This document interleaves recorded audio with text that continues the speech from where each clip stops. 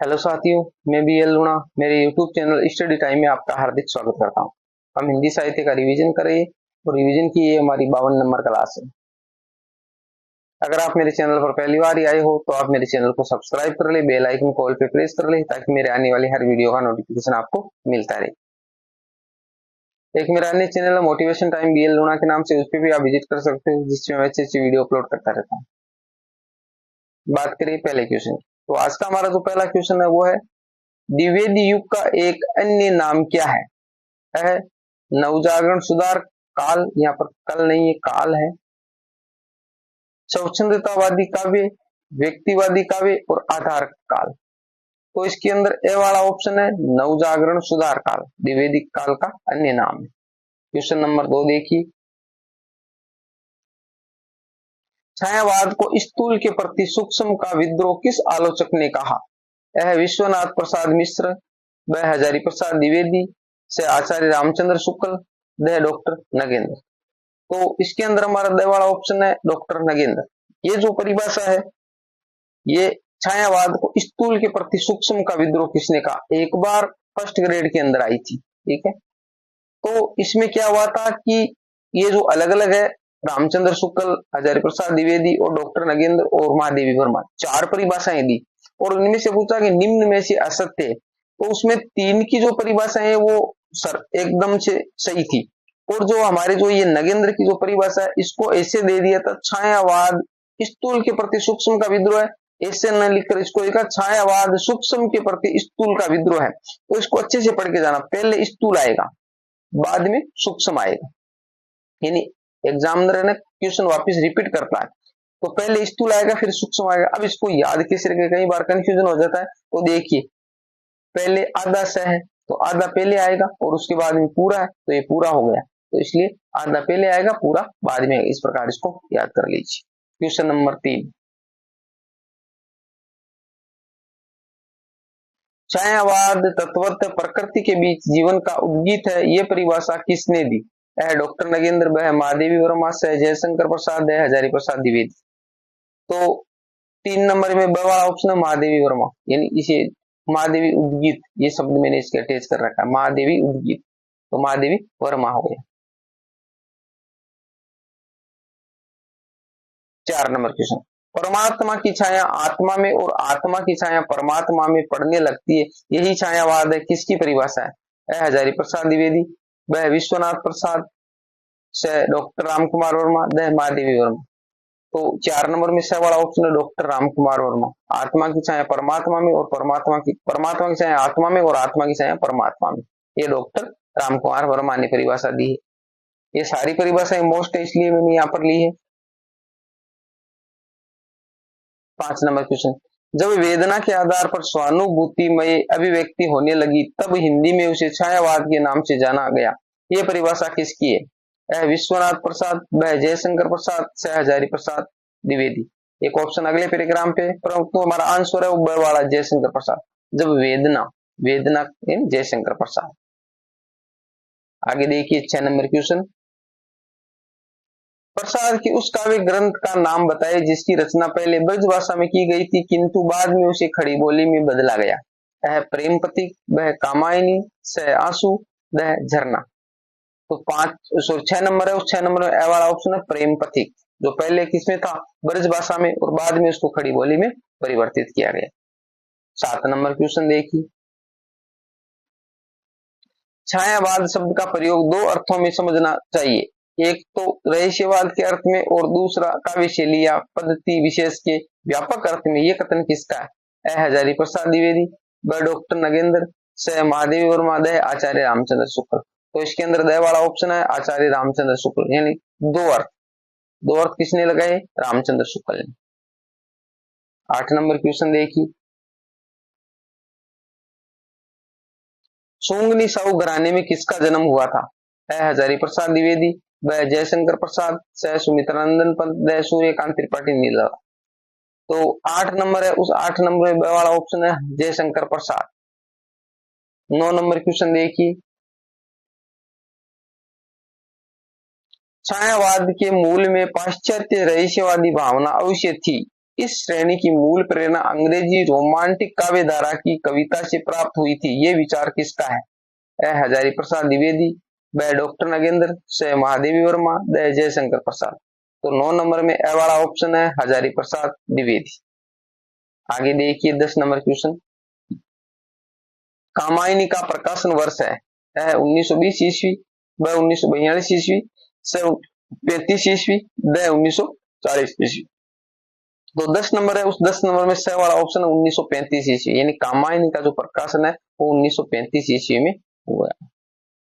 ये मैंने आपको एक सूत्र भी बताया है जब आपको हिंदी साहित्य का इतिहास पढ़ाया था, तो उस हिंदी साहित्य का इतिहास बताया था, झरना गिरा तो आंसू बहे, झरना गिरा तो आंसू बहे, और लहरें लहरें चली तो कामायनी रची। तो पहले झरना है, उसके बाद में आंसू है, फिर लहर है, और फिर कामायनी। ये जयशंकर प्रसाद की रचना है। ठीक है।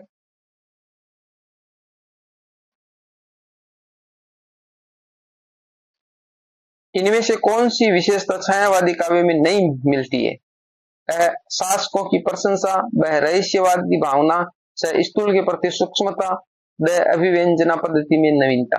तो 11 नंबर में ए वाला ऑप्शन है शासकों की प्रशंसा। ये छायावाद में नहीं मिलती है। रहस्यवादी भावना मिलती है, स्थूल के प्रति सूक्ष्म अभिपरिभाषा डॉक्टर नगेंद्र की, अभिव्यंजना पद्धति में नवीनता, ये सारी मिलती है। 12 नंबर क्वेश्चन देखिए। कामायनी में कुल कितने सर्ग है? 12, वह 15, स 20, दह 25। तो कामायनी के अंदर आपको पता होगा 15 सर्ग है। ठीक है, 15 सर्ग है। काश केवी एल, काश केवी एल है यहाँ पर, काश केवी, कर्म से ईर्ष्या ईड़ा बनी,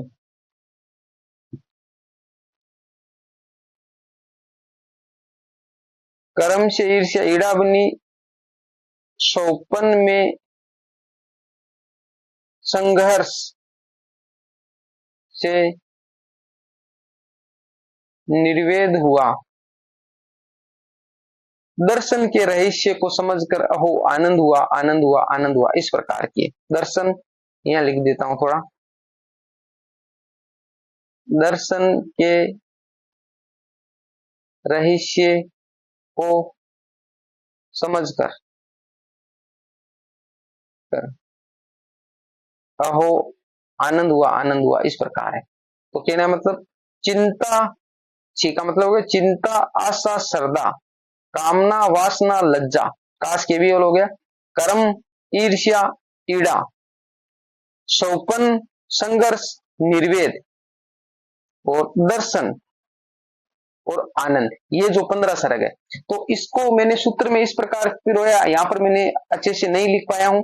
बाकी जो हिंदी साहित्य का इतिहास पढ़ा है वहां पर मैंने इसको अच्छे से लिख के आपको एक एक पॉइंट समझाया। इसको क्रम से इस प्रकार याद करना है आपको, क्योंकि एग्जामिनर पूछता है कि कामायनी का 10वां सर्ग कौन सा है, तो वो हम भूल जाते हैं 10वां सर्ग कौन सा है। ये कामायनी का 8वां सर्ग कौन सा है, 5वां सर्ग कौन सा है। तो देखो 5वां सर्ग पूछा है, तो देखो चिंता, आशा, श्रद्धा, कामना, वासना, लज्जा। तो 5 नंबर पर ये वासना आ गई। ठीक है, 6 नंबर पर लज्जा आ गई, 7 नंबर पर कर्म आ गया, 8 नंबर पर ईर्ष्या आ गई। तो इस प्रकार इसको याद करना होता है। तो ये सूत्र में मैंने अच्छे से समझाया आपको, तो वो जाकर क्लास आप देखिए।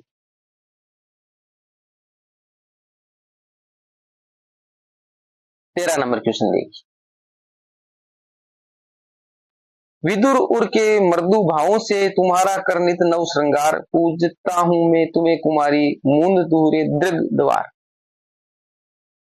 ये पंक्ति किस कवि की है? यह सूर्यकांत त्रिपाठी निराला, ब जयशंकर प्रसाद, से हजारी प्रसाद द्विवेदी, द सुमित्रानंदन पंत।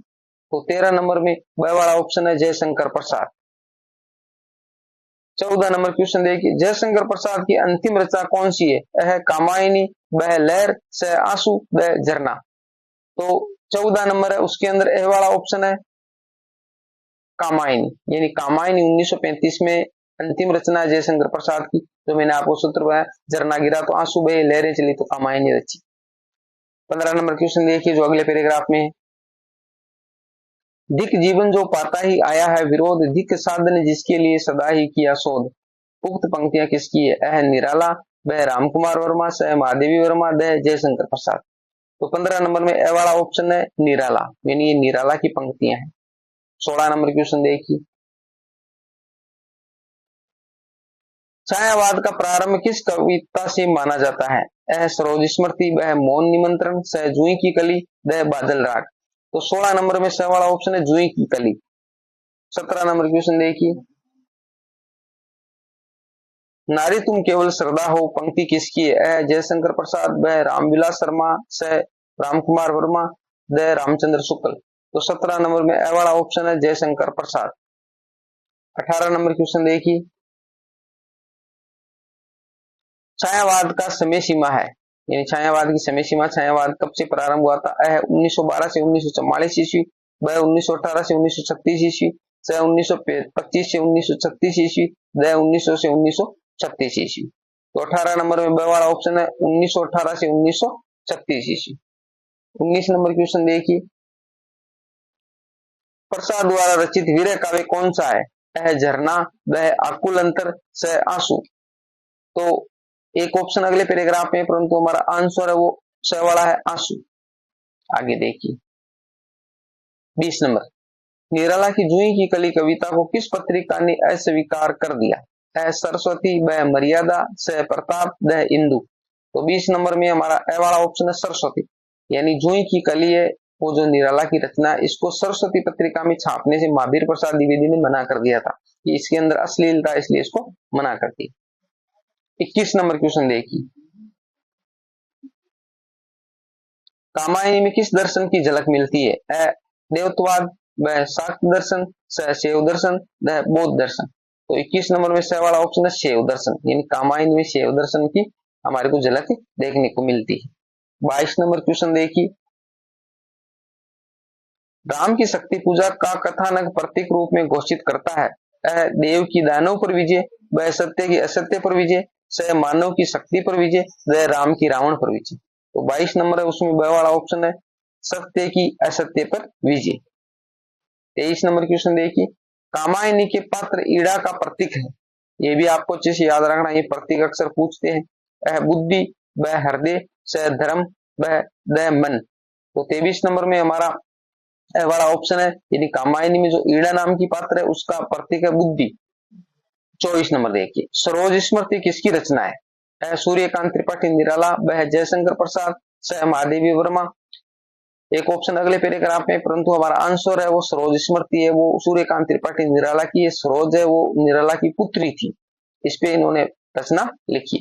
आगे देखिए क्वेश्चन नंबर 25, अमरपन घट में डूबो रही तारागढ़ उषा नागरी, ये पंक्ति किसकी है? अ महादेवी वर्मा, ब अमरकांत, स जयशंकर प्रसाद, द विश्वनाथ प्रसाद। तो 25 नंबर में स वाला ऑप्शन है जयशंकर प्रसाद, यानी ये 25 क्वेश्चन थे जो हिंदी साहित्य से संबंध रखते हैं। उम्मीद करता हूँ सारे क्वेश्चन आपको अच्छे लगे होंगे। अच्छे लगे तो इसको लाइक करें, अपने दोस्तों के साथ में शेयर करें, किसी भी प्रकार का डाउट रहता तो आप मेरे को कमेंट करके पूछिए। मिलते हैं अगली वीडियो में, तब तक के लिए जय भीम जय भारत।